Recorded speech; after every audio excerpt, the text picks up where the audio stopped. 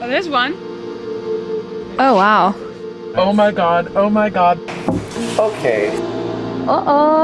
Did you really think this out? Hi! I mean, there's no rhyme or reason. It's just, I don't know. Okay, you with me?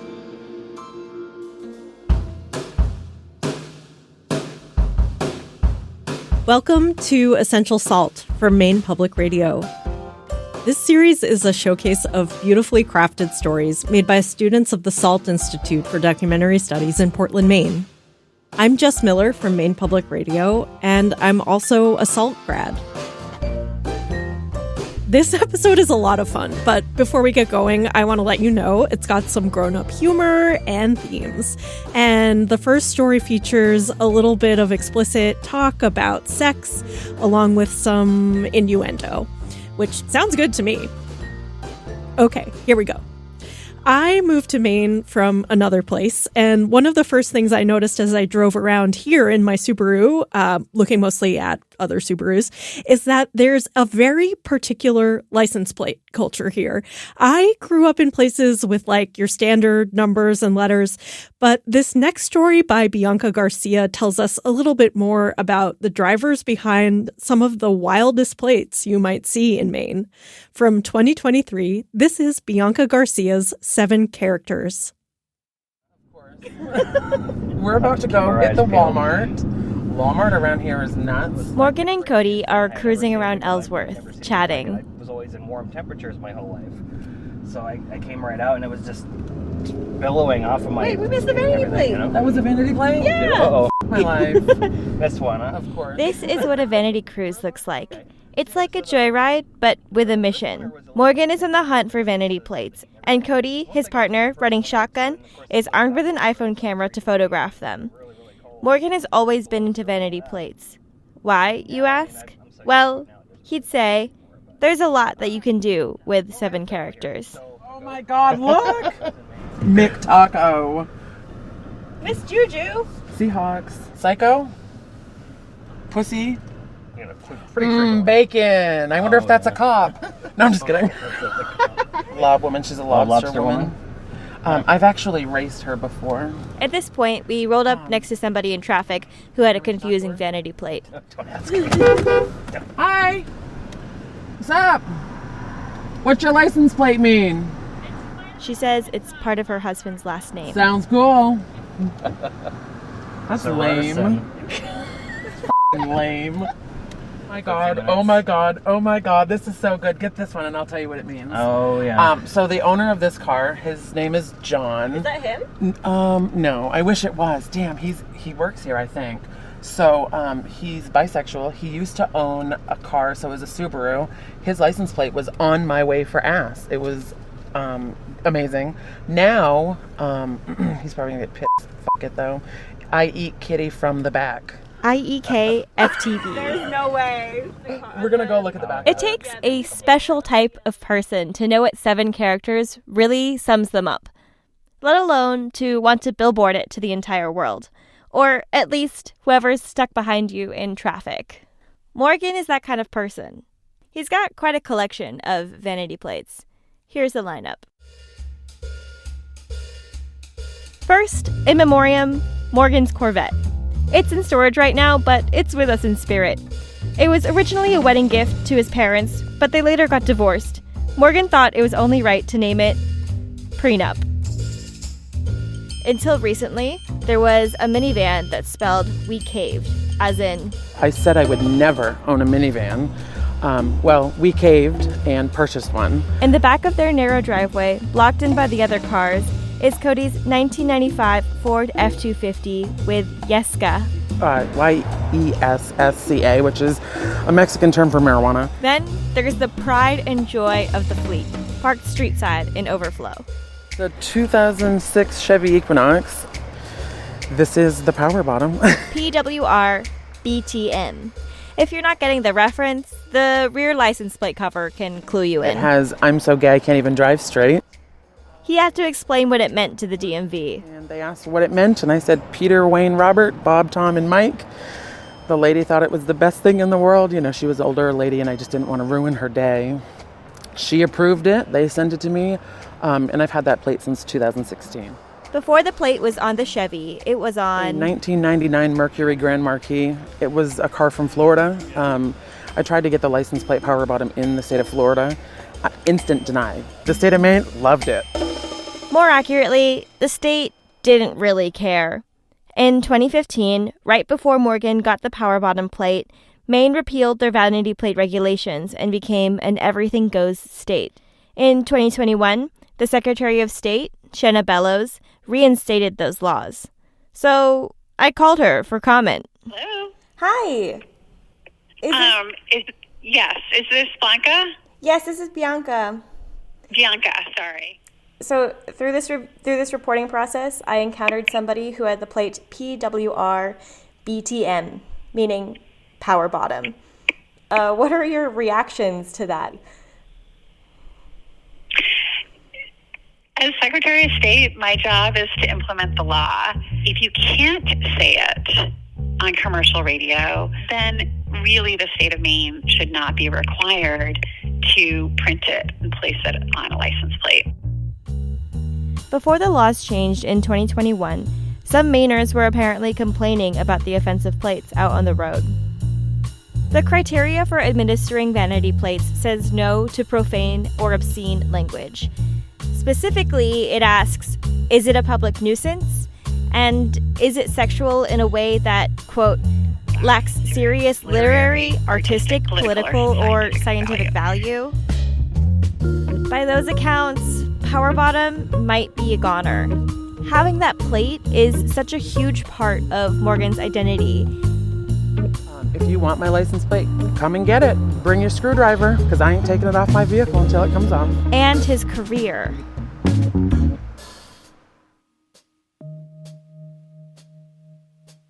In 2018, Morgan created a Facebook page where he posted pictures from his vanity cruises. He called it Vanity of Maine. The page grew and it grew in popularity, and people even started sending in submissions wanting to be featured. You know, we were just doing what we do on Facebook, and one day they said, we want to pay you. They being Facebook. It was December of 2023. I think I was actually smoking weed in the living room. He was sleeping. And I rushed right back there and I'm like, listen to this. And I sputtered all this information off. I got this notification which says, success, you're in the performance bonus program. You'll have 31 days to earn the max bonus of $30,000 and you will be notified when the bonus renews. So that $30,000 is a cap. Depending on how many likes, comments, and shares that Morgan and Cody get in a month, they can earn anywhere south of that number. Here's Cody showing me a recent moneymaker. It's got 4.9 million views. Can you describe for the mic what it is? Yeah, it says, oh my God, shut the fuck up. I mean, the raunchier, the better, you know. I mean, It's funny how things like this work, but access to the performance bonus program came at a time when Morgan and Cody needed it the most. The two of them had just lost their jobs in October of 2023. They told me all about their old lives working in Bar Harbor's hotel industry when we were on the Vanity cruise. We were working like 60, 70 hours a week in a hotel. I'm over it. yeah, I mean, and it was... When they worked quote-unquote typical jobs, it was pretty unideal. The work was exhausting. It was nonstop for an entire summer, so they barely got to spend any time together. This gig, though, despite its unconventionality, is so sweet. It's managed on their own time, it's a good paycheck, they get to hang out, and it surrounds something that they love. The Vanity Cruise is wrapping up, and we're heading back to Morgan and Cody's place. Welcome to the hood. It's changed us a little bit, almost, getting monetized and whatnot. We now have more money, which is nice. We went out and bought this nice car. That new car's vanity plate is coming in the mail. Guess what? It reads FB paid, as in Facebook we had a lot of paid. stuff we needed to replace. Yeah. We replaced furniture, like Morgan was saying. Washer. We got a new washer. We park the car in the driveway between mobile homes, and Morgan and Cody invite me inside. When you walk into the trailer, immediately you are met with a license plate Hall of Fame. 20-odd plates hang proudly on the wall facing Vanity you. plate or, Each license has a plate. story. The PKD is our grandfather that passed away. That was his motorcycle plate. So I've got that on the wall. The 1406 WZ was Cody's plate before he got his current Yeska. There's even one that says VNTYOF, Vanity of. And since it's on a Maine plate, it reads like the Facebook page title. It still has the stickers with the original registration date on it. I like that it says July of 20 because my father died July of 2020. So, it's kind of, that's that. You can tell a lot of stories with 7 characters, but it takes a special type of person to know precisely what story they want to tell about themselves. Perhaps it's the same type of person who can take something that they love and carve a lifestyle, a career, and a partnership out of it. If you think about it, social media and vanity plates are perfectly congruent. They're all about broadcasting who I think I am and who I want to be. That was Bianca Garcia's 2023 piece, 7 Characters. Okay, so I texted Morgan to see if he had any updates, and this is what he wrote back. Oh my god, hey, it's been a while. I hope you're doing good. Back in January, I got a letter from the state of Maine taking my license plate from me. I'm not mad. I have lived my best life with that license plate for over 10 years. Here's the letter they sent me. Dear Registrant, according to our records, you are the current holder of the Vanity plate Power Bottom. This plate does not comply with Maine Motor Vehicle Law 29-A MRSA Section 453 subsection 3A as follows, bullet point. Section H, connotes genitalia or relates to sexual acts. I just wrote back, connotes genitalia, dead face. Morgan says, I died, laughy face. I said, I hope you have that letter in a frame. Any other updates you'd want people to know? He says, my partner and I just purchased a new vehicle together. We've got the perfect vanity plate picked out for it. Stay tuned. And then the emoji with like the gritting the teeth and then skull. And then I talked to Morgan again and he told me what that new plate is. Are you ready? It's BMV SUX. As in Bureau of Motor Vehicles. Sucks. So that's Morgan. Morgan is so funny. I've listened to the story so many times, and I can't get through it without cracking up. But as funny as it is, there's a much bigger feeling that it leaves me with, because the thing that I can't get over, really, is how this is a story about identity, about the importance of knowing who you are and how you want to be seen. And Morgan and Cody are doing that on their own terms, building a space and a community where they can support each other and connect with their fans. Okay, next. There's an iconic joke in Maine. Someone says something like, how do I get to Millinocket? And the reply is, you can't get there from here. Well, Carly Peruccio turned this joke into a serious exploration of how difficult it is to navigate Maine, especially when you don't own a car. As you'll hear, in some places, it's basically impossible. This is You Can't Get There From Here from 2019. It's 6:30 in the morning, and I just got on a bus in Portland. I'm trying to travel the length of Maine using public transportation. I tell the bus driver what I'm up to, and he seems skeptical. You're not going to find public transportation going anywhere up that way. There is no public transportation unless you're going to hitchhike. I think those days are long gone. Did you really think this out before you... Before I left, I did think this through, but it turns out that using public transit for long trips takes a lot of planning in Maine. I'm talking Excel spreadsheets and hours of research because bus routes and bus hours are limited. There isn't a strong public transit system here. Maybe it's because Maine is rural, towns are spread out. Maybe it's because there are actually more cars here than people. Or maybe it's because funding levels for public transit are so low. Most states spend about $5 per person. Maine spends 86 cents. This trip is my way to try to understand what it's like to navigate Maine using public transportation. This is the story of what I learned on the road. 60 miles later, I'm in Augusta, the capital. A man is sitting alone on a bench at a bus stop, and there's a pin fastened to his brown hat that says veteran. I'm no longer capable of driving. You really don't want me on the road. His name is Jeff Fortier. He's 70 years old, retired from the Postal Service. Jeff drove a car for most of his life until he couldn't anymore. Other than congestive heart failure, I have a severe balance difficulty. In fact, I've blacked out behind the wheel twice. And that's kind of God's way of saying, hey, dummy! So Jeff stopped driving 9 years ago, and he rides the bus every day. He's a regular. The bus brings him to the grocery store, the Veterans Hospital, the bookstore. This system works for Jeff.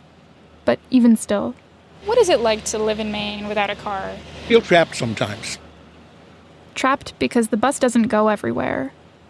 Jeff can get around town, but his son lives 60 miles north of Augusta. Jeff wishes there was a bus route that could take him there. So he wouldn't have to drive all the way down here to pick me up for Thanksgiving. The holidays are one of the big pains in not driving anymore. But Jeff had to make a choice. If he lived closer to his son, he'd be in a more rural part of Maine where public transit is mostly non-existent. In Augusta, he's further away from his son, but at least he can get around. Barnes & Noble, please. He gets off the bus, and I keep going north. I have a long layover in Waterville, but I finally reach Bangor in the center of Maine at 11 o'clock at night. I've traveled 130 miles. That's day one. The next day, I'm on another bus when I meet Donna Pinto Wardwell. Do you have a lot of public transit experience? She says, oh yeah. Donna lives in Bangor, and it's more than just an inconvenience that the bus doesn't run late. It's really expensive. Donna used to work at Wendy's, and sometimes her shift ended after 6:15. That's the last run of the city bus. That causes me to have to walk home or call a taxi and spend $12 to get home. Does that add up? It does definitely add up. I mean, I can buy, probably a whole meal for $12. Donna says she puts aside money from each paycheck to save up for a car, but she's a single mom. Money gets tight, and sometimes she needs her savings for other expenses, like getting home. The taxi fare is just, I can't spend all that extra money. I need to save for a car. The thing is, Donna used to have a car, but she sold it after her daughter was born. Like my one and only car I ever owned my whole life, and I was so proud of myself buying it. Then after she was born, she was so sick. Like I had to choose, eating food while I was at the hospital or having a car to drive to and from the hospital. So of course I said, I'm going to sell my car. My mom can drive me back and forth. I'll get one next month. Well, my daughter's 6 years old now. Donna says people notice her and even question her when she walks home from work or waits at bus stops. Sometimes I make excuses to car owners, like when they ask me why I don't own a car and I'm 31 years old. I make an excuse, I'm trying to be environmentally friendly. Commuting to work is better. No, it really isn't. It really sucks.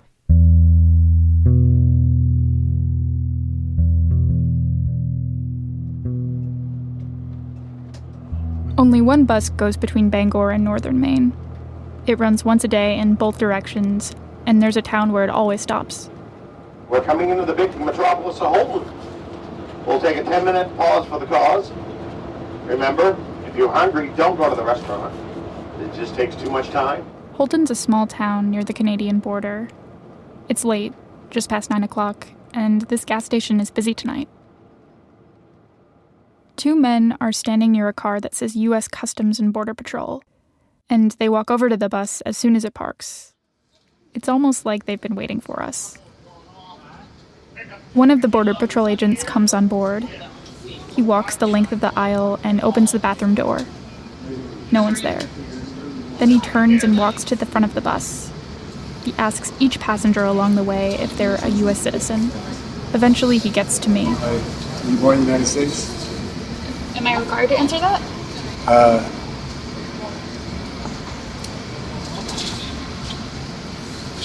I guess if I think you're a U.S. citizen, I don't need you to answer it. So, You sound like a U.S. citizen to me. If you don't answer, that's fine. He says I don't have to answer because I sound like a citizen.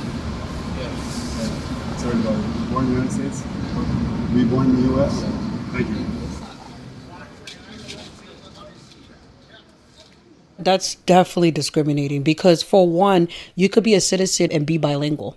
So does that mean that you're not a citizen? Because they're not raised in, like, United States, they don't have the accents? That doesn't make sense to me. That's Obianuju Eze. She goes by Mary. We meet on the bus between northern Maine and Bangor at the end of my trip.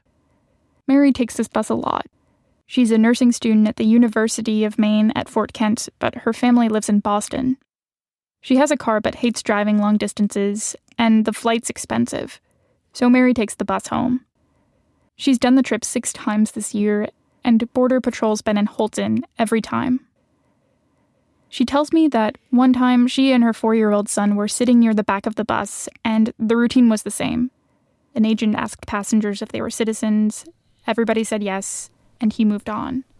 But then he got to Mary. He came to me and asked me, are you and your son a citizen? I said yes. Then he said, do you have any evidence to prove it? Mary had her passport with her, so she opened her bag to show him, but she couldn't find it. And then she paused. I literally had to catch myself, like, what am I doing? I was the only African American in the bus. I was the only one reaching inside my pocketbook trying to show his passport.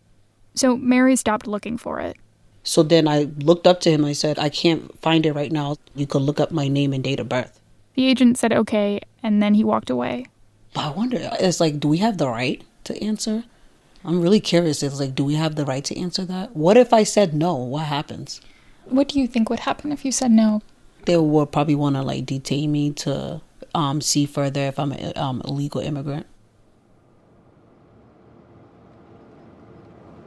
People aren't required to carry their proof of citizenship, and everyone has the right to remain silent, whether they're a citizen or not. I never make it to Fort Kent, the most northern town in Maine, but I get pretty far, 287 miles north of where I started. It takes me 36 hours. By car, I'd make it in 4.5.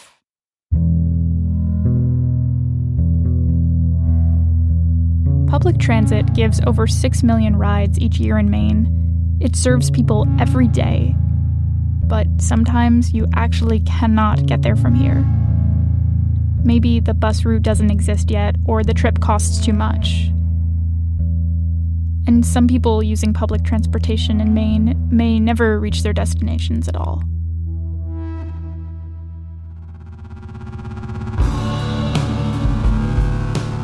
That was Carly Peruccio with her 2019 piece, You Can't Get There From Here. Carly told us that after reporting the story, she got so sucked into logistics of bus routes and scheduling and policy that she thought maybe that was her calling. After I graduated from SALT, I worked for about a year at a transit planning organization in Maine, very much because of this story and this very long bus trip that left a real impression on me. And it still does. I think this story is still relevant. And today I work as a librarian at the Maine College of Art and Design, so I'm still in the SALT family, and I feel really lucky to get to work with and get to know each new group of SALT students who every time tell stories so thoughtfully about Maine.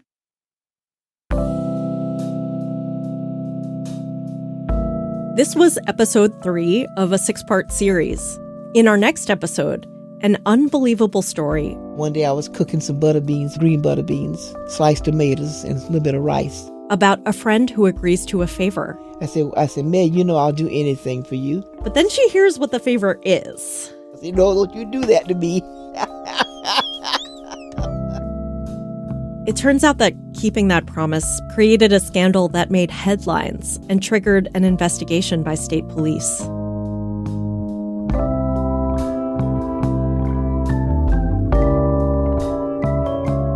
Thank you so much for listening. We're really excited to bring you these in-depth, beautifully crafted stories about Maine that really get Maine. Local storytelling is powerful, and we believe it helps us be better neighbors and maybe even better versions of ourselves. Support this kind of storytelling here in Maine. Head to mainepublic.org/storytelling to contribute now. Thank you. We'll see you next time. Essential Salt is produced by Brenna Farrell with help from Lucy Santerre. Thanks to Isaac Kestenbaum at SALT. Thanks also to Theo Balcom. Our executive producer is Susan Tran. Audio mixing by Stephen Jackson. Essential Salt features original music composed by Q Shop. You can find more music for storytelling at cue-shop.co.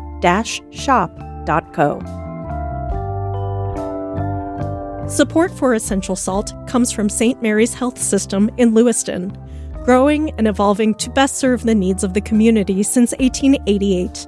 Learn more at stmarysmaine.com.